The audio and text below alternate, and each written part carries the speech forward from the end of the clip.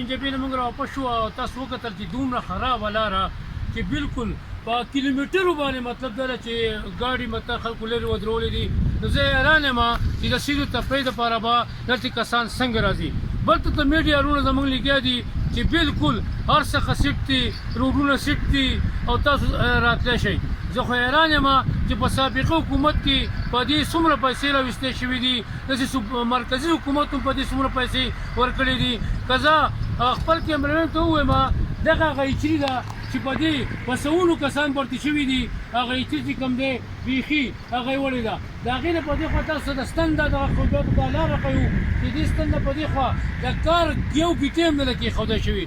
دې طرف ته تاسو وګورئ چې دا ګاډي ولاړ دي او ګبینجبه په څومره فاصله کې زموږ نه پاتې شوه چې په هغې ما چغې وهلې چې بالکل هلته کې لاره بالکل خرابه ده.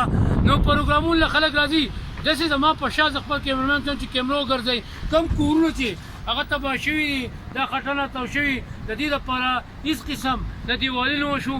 مخامخ که تاسو وګورئ کوم بلډینګ چې په نظر باندې راځي دا رسه د دې خوړ په منځ کې دی، دا پکې بچ شوی دی او دې طرف ته ټول هغه سړک وړی دی، دا له سړکه ایریا ده.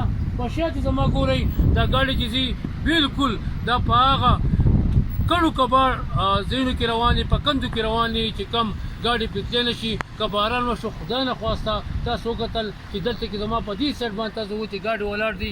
نو کله چې دا اوبه ډېرې شوې نو دا ټریفیک به بیخي بند شي او بره په سوونو په زرونو آبادي چې کوم ده خلک به د تګ راتګ نه محرومه پاتې شي. اجازت غواړم د الله په